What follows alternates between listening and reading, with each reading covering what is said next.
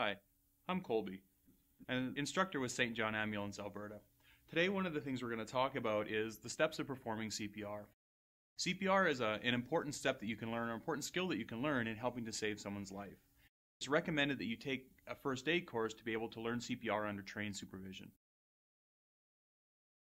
Now, the first step in checking for breathing is to tilt the head back and make sure that the airway, the pipe between the mouth and the lungs, is nice and open and clear.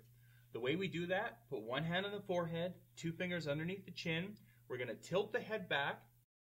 Now I'm going to get down, put my cheek above the mouth, point my nose towards the toes, and I'm going to look, listen, and feel for breathing. Do I see any movement? Do I feel it? Do I hear it?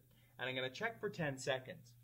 1, 1,000, 2, 1,000, 3, 1,000, 4, 1,000, 5, 1,000, 6, 1,000, 7, 1,000, 8, 1,000, 9, 1,000, 10. Now I count it out loud to make sure I take a full 10 seconds. Get some adrenaline in your system. You can count from 1 to 10 a lot faster than it actually takes. So count out loud, nice and slow and steady. Now, I didn't notice any signs of breathing. Didn't see it, didn't hear it, didn't feel it. Now, to make sure my casualty's airway is actually open and clear, I'm going to give them a breath. Head tilted back, I'm going to pinch the nose, give them a breath, just enough air that I see the chest rise. As soon as I see the chest rise, I'm going to stop breathing and let the air back out.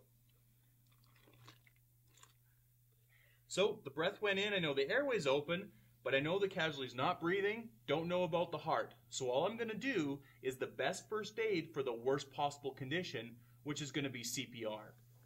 I'm going to move down to the chest, put the heel of one hand right on the center of the chest, other hand over top, getting my body position, elbows locked, shoulders straight over top of my casualty. I'm not using my arms to push. I'm going to use my hips and my upper body to put the compression on the chest.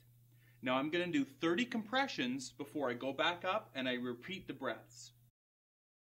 1 and 2 and 3 and 4 and 5 and 1 and 2 and 3 and 4 and 10 and 1 and 2 and 3 and 4 and 15, 1 and 2 and 3 and 4 and 5 and 2 and 3 and 4 and 10, 1 and 2 and 3 and 4 and 30.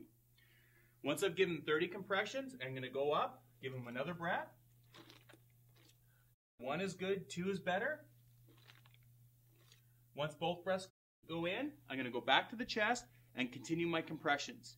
Now I'm going to continue the cycle of 30 compressions to 2 ventilations until help comes along and takes over. Remember, in an emergency, it's people like you that can do the greatest amount of good when you first come along a casualty. What we've just seen is a small piece of what you would find in a CPR course. To learn more, visit our website today.